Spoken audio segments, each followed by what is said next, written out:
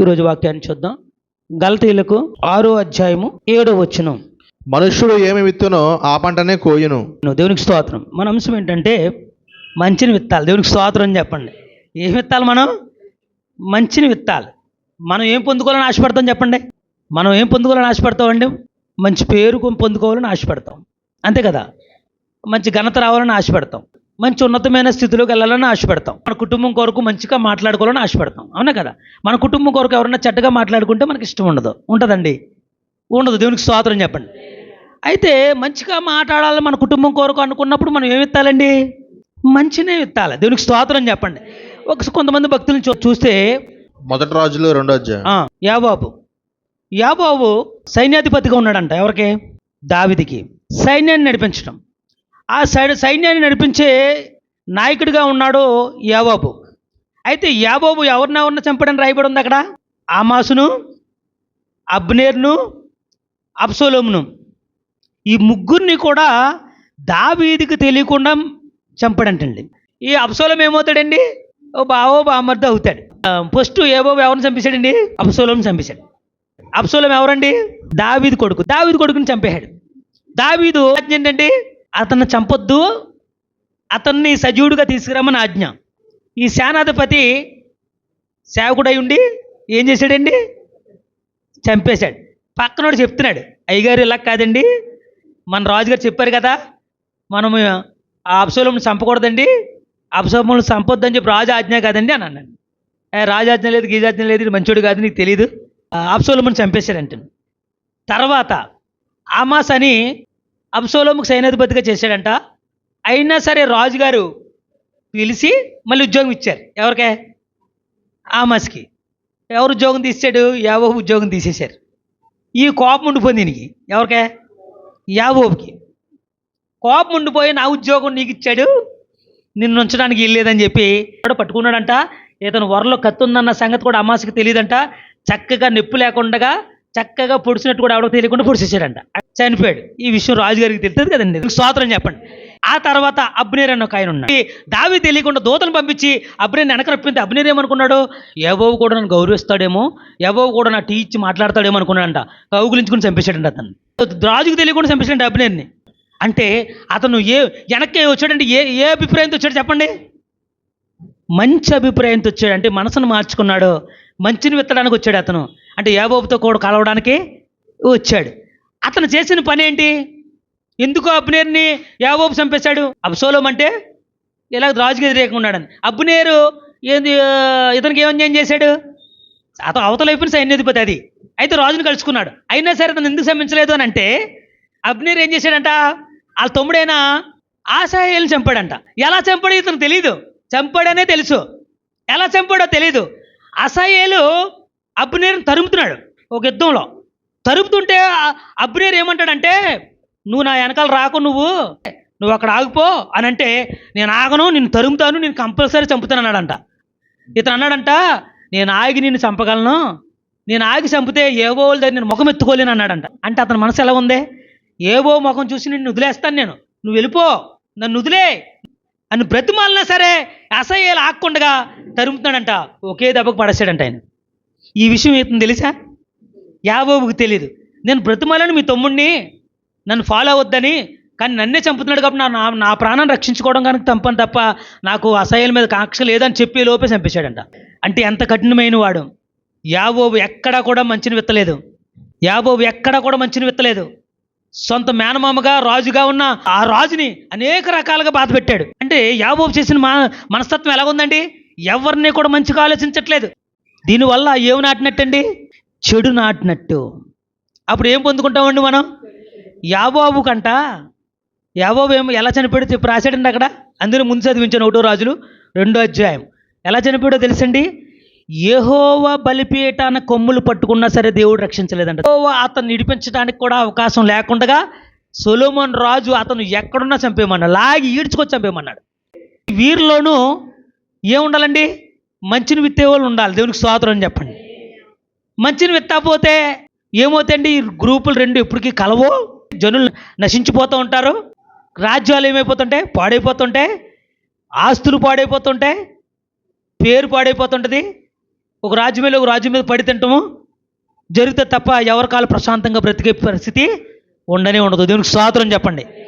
మంచిని విత్తేవారు కావాలి. ఆ తర్వాత అబ్నేర్ అన్న ఒక ఆయన ఉన్నాడు. ఆయన ఎవరికి సేనాధిపతి బతుకున్నాడో సౌలు కుటుంబానికి. సౌలు చనిపోయాడు కాబట్టి సౌలు కుటుంబం. ఈ అబ్నేరు సౌలు కుటుంబానికి ఉండి అతను చేసేది తప్పు అని చెప్పేసి అతనికి మారు మనసు వచ్చిందంట. అప్పుడు కూడా దీన్ని మేంపరచండి. 2 సమూయేలు 3వ అధ్యాయంలో రాసి ఉంటుంది ఆ మాట. 12వ వచనం అనుకుంటా. ఈ అబ్నేర్ అన్న ఆయన ఎవరిని కలుస్తాడంటే రాజును కలుస్తాడు, దావీదుని కలుస్తాడు. కలిసి దావీదుతో చెప్తాడనమాట, అయ్యా ఇశ్రాయేల్ని రెండుగా చీల్చి మనము యోధా వారిని ఇశ్రాయేల్ని రెండుగా చీల్చి పరిపాలిస్తున్నాము. నేను సౌలు కుటుంబానికి ఇంతగా సాయంగా నిలబడ్డాను. పెద్దవారిని చిన్నవారిని చూడకుండా సౌలు కుమారుడు నన్ను అవమానపరిచాడు. ఈ అవమానాలు నేను తట్టుకోలేను. నేను ఎందుకు ఈ అవమానాలు పడవలసి వచ్చింది అని అంటే నేను చేసేది మంచిది కాదని అర్థమైంది. అయితే ఈ సైన్యాన్ని, ఈ యొక్క జనాన్ని తీసుకెళ్ళి ఏలే రాజు అయిన యోధా రాజు చేతికి అప్పచెప్తే నా జన్మము ధన్యమవుతుంది అని అనిపించి నీ దగ్గరికి వచ్చాను రాజా అని అన్నాడంట. ఇది మంచిది అన్నాడంట దావీదు. సభలు కూడా దీనిమయింపరచండి. అంటే అబ్నేర్ ఏం చేశాడంటే మనసుని మార్చుకున్నాడు. దేవునికి స్తోత్రం చెప్పండి. యోవాబు మనసునే మార్చుకోలేదు. ఇప్పుడు ఇద్దరినే చెప్పాను మీకు, ఇద్దరు సైన్యాధిపతులే. అయితే అబ్నేరు మారు మనసు పొందాడు, తెలుసుకున్నాడు. ఏమి నెత్తడానికి వచ్చాడండి అతను? ఏమి విత్తాలనుకున్నాడండి అతను? ఏమి విత్తి ఏం కోయాలనుకున్నాడండి? మంచి విత్తి మంచి పేరు ఘనతను పొందాలనుకున్నాడు. సభలు కూడా నేను మేంపరచండి. నువ్వు ఏది ఎత్తితే అదే కోతావు. అబ్నేర్ కోసం రాజు ప్రలాపింతాడంట. అబ్నేర్ చనిపోతే రాజుకు తెలుస్తుందండి. అబ్నేర్ కోసం రాజు ప్రలాపించి అన్నంతంటే మానేస్తాడు. సభలు కూడా దేని మేంపరచండి. తన పాడెనకాల రాజు వెళ్తాడు. రాజే పాడెనకాల వెళ్తుంటే ప్రజలందరూ ఏమనుకుంటారండి? ఇతను ఎవరో గొప్పవాడు. ఆయన చావు ఏమినిచ్చిందండి? మంచి పేరునిచ్చింది. మంచి నాటిన వారిని ఏమంటారు? నలుగురిని సంపాదించుకోవాలంటారు కదా. అబ్నేర్ ఏం సంపాదించుకోండి? వందలాది మందిని సంపాదించుకున్నాడు. దేవునికి స్తోత్రం చెప్పండి. ఆ వందలాది మందిని సంపాదించుకోగలిగాడు. అతను పాతి పెట్టడానికి వెళ్ళేటప్పుడు ఆ ప్రజలందరూ ఎవరో ఇశ్రాయేలు ప్రజలు, యోధా ప్రజలు, రాజు సమక్షంలో జరిగిందంట అతను పాతి పెట్టే కార్యక్రమం. దీనికి స్తోత్రం చెప్పండి. అంటే అది ఘనత కాదండి. ఏమి విత్తాడండి ఆయన? మంచిని విత్తాడు, మనుషులను సంపాదించుకున్నాడు. సభలు కూడా నేను మహింపరచండి. మనుషుల్ని విత్తాడు అబ్నేరు, మంచి కీర్తిని సంపాదించుకున్నాడు. మంచిని విత్తాడు, మంచి పేరు సంపాదించుకున్నాడు. మంచిని విత్తాడు, మంచి ఘనతను సంపాదించుకున్నాడు. అంత గొప్పతనం రావడానికి గల కారణం ఏంటంటే అబ్నేరు మనసును మార్చుకున్నాడు. ఈరోజు నేను మనసును మార్చుకుంటాను అన్నవారు అందరూ దేవునికి స్తోత్రం చెప్దాం. మనసును మార్చుకోగలగాలి. మన పాతది తీద్దాం. మనుషులకి ఏది మంచో, మనం ఏం మంచి చెయ్యాలో, ఆ మంచి అనేది ఎలాగుందో మనం తెలుసుకోగలగాలి. ఆ మంచి అనేది తెలియకే, అసలు మంచి అనేది ఆలోచించకే, ఇతరులు ఏమి చెప్పినా, ఇతరులు వచ్చి ఏదన్నా మనకు ఏదన్నా అందించినా మనము మంచి అనేది మనకు అర్థము కాక, మంచి అనేది మనం గ్రహించక, అది మన బలహీనతే కాదని అనట్లా, కానీ తెలుసుకోవడం అనేది బాధ్యత. ఎవరేం చెప్పినా నమ్మే తత్వము అది బలహీనత. కానీ మన బాధ్యత ఏంటి? ఆ బలహీనత నుంచి మనం ఏమవ్వాలి? విడుదల పొందాలి. విడుదల పొంది మనం బలవంతులైన దేవునికి సాక్షులుగా ఉండాలంటే ఆ మంచిని తెలుసుకోగలగాలి, మంచి ఆలోచన చేయగలగాలి. చెప్పలు కూడా దీన్ని మేంపరచండి. మంచి ఆలోచన. ఎవరొచ్చి ఏం చెప్పినా నువ్వు చూసావా? నువ్వు కల్లారా చూసిన నాడే అది చెడా, అది మంచి అనేది చూడు. నీకు తెలియకోకుండానే ప్రతిదీ కూడా ఇలాగంట కదా, అలా అంట కదా అనే విషయాల్లో మనం పాలు పంచుకుంటే మనకు దాంట్లో పాలుభాగస్తులు ఏమి ఉన్నామంట. దేంట్లో? విన్న దాంట్లో. నువ్వు చూడని దానికోసం నువ్వు మాట్లాడుకో. నువ్వు మంచి విత్తు. ఏంటిది? ఏమో నా దగ్గర అయితే అలా లేరు, నాకైతే అది తెలియదు, నా వరకు అది రాలేదని మంచిని నేను హృదయంతో చెప్పు. ఏమి చెప్పినా ఆమె నమ్మదో, అతను నమ్మడో అన్న భావన మనం తెచ్చుకోవాలి. ఏది చెప్పినా అంటే ఏం చెప్పినా సరే నేను చూడలేదమ్మా, సరే అలా అంటావా, చూద్దాం, ఏదున్నా బయటకు వస్తుంది కదా. ఏంటిది? ఏదున్నా బయటకు వస్తుంది కదా, కంగారే ఉంది, చూద్దాం. అది మంచి. భలేగా ఆలోచించవక్క, నీ ఆలోచన నాకు రాదు. అలా చెప్పగానే బాధ కలిగింది, చెప్పగానే కోపం వచ్చింది, చెప్పగానే ఆవేశం వచ్చింది, చెప్పగానే తట్టుకోలేకపోయాను.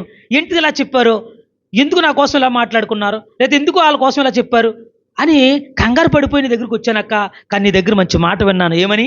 మనకు తెలియదు కదా, మనకు తెలియనప్పుడు ఎందుకు ఆలోచిస్తాం? మనకు అవసరం ఏముంది ఇందులో?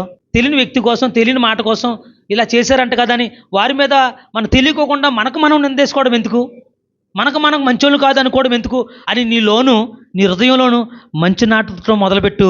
నీ కోసం ఊరంతా మంచి చెప్పుకుంటుంది. దేవునికి స్తోత్రం చెప్పండి. నీ కోసం ఊరంతా మంచి చెప్పుకుంటుంది. ఎందుకో తెలుసండి, నువ్వు మంచి నాటావు అని ఎలా తెలుస్తుంది?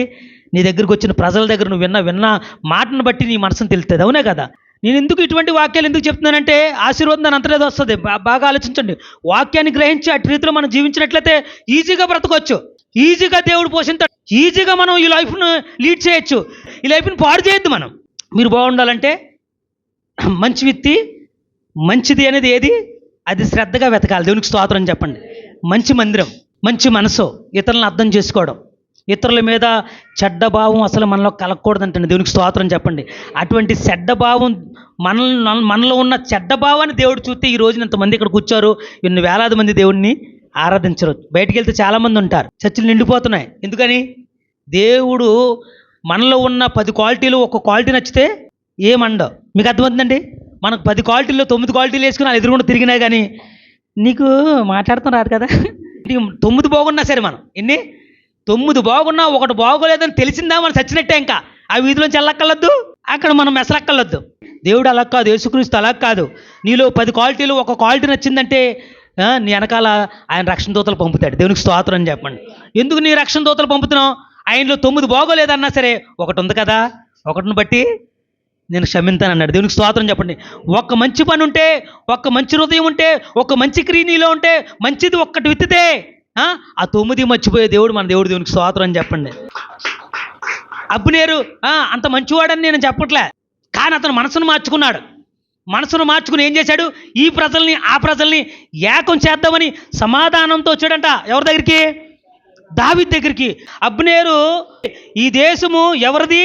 నీవు నాతో నిబంధన చేసిన ఎడల నేను నీకు సహాయం చేసి ఇశ్రాయేలు వారందరినీ నీ తట్టు త్రిప్పేదనని వర్తమానం పంపగా దావీదు ఏమన్నాడంట? మంచిది విత్తుతున్నావు నువ్వు. ఏమన్నాడా? మంచిది, నువ్వు మంచిది విత్తున్నావు, నీ హృదయం మంచిది అయింది, ఈరోజు నీకు మంచిగా జరుగుతుంది అన్నాడు. దేవునికి స్తోత్రం చెప్పండి. అతని జీవితంలోనూ ఎన్నడూ అలాగ నన్ను అంత ఘనంగా నన్ను పాడి మీద తీసుకెళ్తారని, అంత ఘనంగా నేను పాతి పెట్టబడతానని రాజుగారే పాడి వెనకాల వచ్చాడంటే అది ఎంత ఘనతండి, ఎంత ఘనతండి అది. మీకు అర్థం లేదు కదా? అది రాజుగారికి వేలాది మంది రావడం అనేది కామను, కానీ ఒక సైన్యాధిపతి కూడా కాదు. ఇప్పుడు వేరే సైన్యాధిపతిగా ఉండి వదిలేసుకుని వచ్చేసి ఆ సైన్యానికి నీకు అప్పచెప్పేస్తా, నేను ఖాళీగా బ్రతుకుతాను అన్నాడు అతను. వాళ్ళకు కూడా బోధించి వచ్చాడు. ఆ అధ్యాయం చదివితే మీరు ఏమని చెప్పాడు? ఇప్పుడు మనల్ని ఏలవలసినాడు దావీదే, ఫస్ట్ నుంచి దావీదే వెళ్తున్నాడు. దీనికి ఇలా పొరపాటు జరిగింది, ఈ పొరపాటు సరిదిద్దుకోవడం నేను దావీదు దగ్గరికి వెళ్తున్నాను, దావీదుని అనుసరించాను అన్న వాళ్ళందరూ కూడా వచ్చాడంటే వాళ్ళందరూ కూడా దావీదు వైపు తిరిగారంట. దేవునికి స్తోత్రం అని చెప్పండి. అంత మంచి పని చేశాడు. అందరినీ కూడా ఏం చెప్పాడు? దావీదు మంచివాడు అని చెప్పాడు. ఏం చెప్పాడు? దావీదు మంచివాడు అని చెప్పాడు. యాబోబును కూడా కౌగులించుకున్నాడు అతను. మంచి ఎత్తడం మొదలుపెట్టాడు అబ్నేరు. దేవునికి స్తోత్రం అని చెప్పండి. అబ్నేరు మంచి ఎత్తడం మొదలుపెట్టాడు, కానీ అతనికి మంచి జరిగింది. మనం మంచిని విత్తాలి. అయితే అబ్షాలోమును మరి దావీదు శమించాడు, అమాసును దావీదు శమించాడు. అమాసు ఏం చేశాడండి? అబ్షాలోముకి సేనాధిపతిగా చేశాడు. అంటే అబ్షాలోము చేసే పనిలో అతను ఉన్నాడు రాజుకి వ్యతిరేకంగా, అయినా సరే శమించి పెట్టుకున్నాడంట అమాసుని. నువ్వు సర్లే, నా మేనల్లువే, నా తోడబుట్టినోడివి, నీకు సేనాధిపతి ఇస్తాను, యాబోబుని తీసేస్తున్నాను, నీకు ఇస్తాను, నా దగ్గర పనిచేయి, ఇప్పుడన్నా మనసు మార్చుకున్నాడంట. మనముగా ఒక మంచినిగా ఆలోచిద్దాం, ఒక మంచితనంగా జీవిద్దాం. ఎందుకు ఇతరుల కొరకు ఎవరు మనసు ఎలాగున్నప్పటికీ దేవుడు వారికి తగిన ప్రతిఫలం దయచేస్తాడని ఆలోచన ఉన్నవారు ఎవరైనా ఉంటే, ఆలోచన చేద్దాం అనుకున్న వారు ఎవరైనా ఉన్నా దేవునికి స్తోత్రం చెప్దాం. ఆలోచన లేకపోయినా ఆలోచన తెచ్చుకోండి. ఈ రోజు నుంచి ఎవరన్నా ఏం చెప్పినా సరే, మంచి ఉంటే దేవుడు చూసుకుంటాడు, చెడు ఉంటే దేవుడు చూసుకుంటాడు. మనం మంచిగానే ఆలోచిద్దాం, మనం మంచినే విత్తుదాం. మనం ప్రజలందరూ ఎదురుగుంటే మనం మంచిని కోద్దాం. దేవునికి స్తోత్రం చెప్పండి. మనం మంచి చేస్తేనే రేపు చనిపోయినా మనం ఇక్కడ బ్రతుకుంటాం. ప్రియమైన వాళ్ళ, మనం చనిపోయినా బ్రతుకుండాలి. మన పిల్లల దగ్గర, మన పేటలోను, మన ఉన్న ప్రాంతంలో మనం బ్రతుకుండాలంటే ఎలా ఉండాలండి? మంచి పేరుతో బ్రతుకుందాం, మంచి ఘనతతో బ్రతుకుందాం. మన పిల్లల్ని, మన కుటుంబాన్ని చూస్తే వీళ్ళ మామ ఇటువంటిదిరా, వీళ్ళ తాత ఇంటి పట్టునుండరా, వీళ్ళ అమ్మమ్మ ఇటువంటిదిరా, వీళ్ళ నాన్నమ్మ ఇటువంటిదిరా, అని మంచిని విత్తి వెళ్ళిపోదాం మనం. దేవునికి స్తోత్రం చెప్పండి. ఆ తర్వాత వాళ్ళు కోసుకుంటారు మంచిని. దేవునికి స్తోత్రం చెప్పండి. ఎవరో నువ్వు ఇత్తావో నువ్వు కోసావు అడాడనుకో, మా మామ ఇత్తింది మా తాత ఇస్తాడు అంటాడు. దేవునికి స్తోత్రం చెప్పండి. అదే కనుక మనం చట్నీ విత్తేళ్ళనుకో, వాళ్ళు చేసిన పాపలే ఇలాగ ఈ రోడ్ల మీద పడిపోయారు, వాళ్ళు చేసిన పాపలు ఈరోజు వీళ్ళకి తగిలినాయి అని అనుకోరనుకుంటున్నారా? అనుకుంటారు. అది వద్దు మనకు. దేవునికి స్తోత్రం చెప్పండి. దావీదు మనసు, దావీదు కోసం ఏం రాయబడి ఉందో తెలుసండి. అబ్నేరుని చంపినప్పుడు దావీదు అస్తం ఉందనుకున్నారంట అందరం. దావీదు అబ్షాలోము శమించాడు. ఎందుకు శమించాడు? అబ్షాలోము దావీదు ఉపపత్నిని కూడా పాడు చేశాడు. ఎందుకు శమించాడు తెలుసా? అబ్షాలోము ఆవేశపరుడే తప్ప, ఆలోచన లేనుడు తప్ప, కావాలని కుట్రగా చేసింది కాదు. బాగా గుర్తుపెట్టుకోండి. అందుకుని అబ్షాలోము కోసం నా కుమారుడా నా కుమారుడా నా కుమారుడా అని ఏడ్చాడు. గ్రహించిన వాడు అబ్షాలోము మంచి హృదయంతో చూశాడు, మంచినే విత్తాడు, మంచినే కోశాడు. ఎవరో? అబ్నేరు కోశాడు. తర్వాత దావీదు అబ్షాలోము విషయంలో మంచిగా ఉన్నాడు. దావీదు ఎలా కోసాడో తెలుసండి. 1 రాజులు చదవక్కలొద్దు, ఇంటికి వెళ్తే చదువుకోండి. 33 1 రాజులు 2:33లోను అతని సింహాసనం ఎన్నటికీ కూడా తీయబడదంట. దావీదు సింహాసనము, అతని మంచితనము, అతను అవి విత్తిన మంచిని ఎప్పుడూ ఆ కుటుంబీకులు కోస్తానే ఉంటారంట. అటువంటి మంచిని నాటెళ్ళిపోవాలి మనము. అటువంటి మంచి మనసును నాటెళ్ళిపోవాలి మనము. అటువంటి మంచి హృదయాన్ని నాటెళ్ళిపోదాం మనము. ఆ హృదయము, ఆ మంచితనము, మనం చేసిన ఆ మంచి హృదయంతో మనం చేసిన ప్రతి పని కూడా మన మనవలో, మన తరతరములు, ఈ లోకం బతుకున్నంత కాలము మన మంచి మన మనవలు, మన వెనక ఉన్న తరాలు కోసుకుంటూ ఆనంద సంతోషాలతో జీవింతారు. ప్రియమైన వారు దేవునికి స్తోత్రం చెప్పండి. ఆనంద సంతోషాలతో జీవింతారు. దేవునికి స్తోత్రం చెప్పండి. తిట్టిన వారు సైతము క్షమించాడంటే మంచి హృదయము దావీదుది. దావీదు ఇత్తిన విత్తనము ఏ విత్తాడండి? అతను మంచిని విత్తాడు.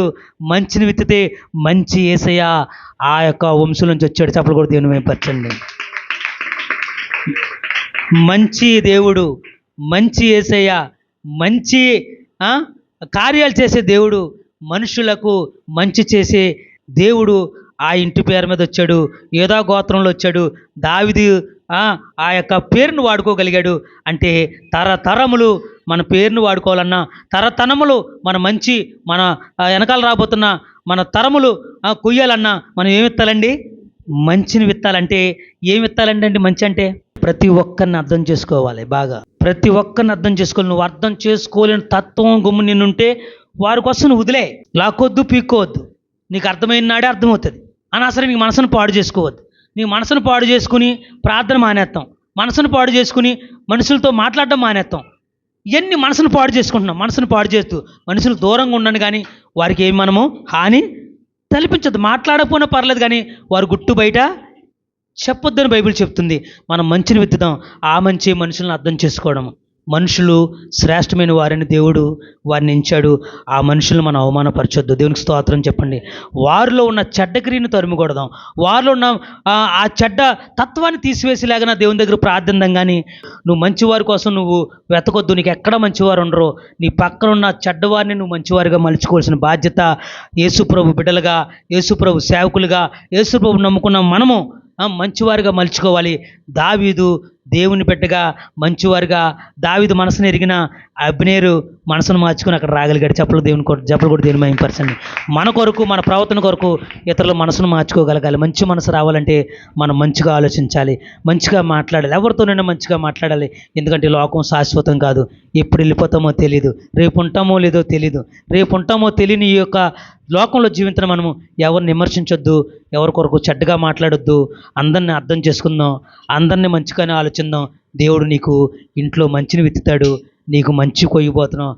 మంచి ఆలోచనలు వచ్చే తప్ప ఎవరు చెడ్డ ఆలోచన ద్వారా నీ వల్ల ఏమీ కాదు అని నేను చెప్తున్నాను.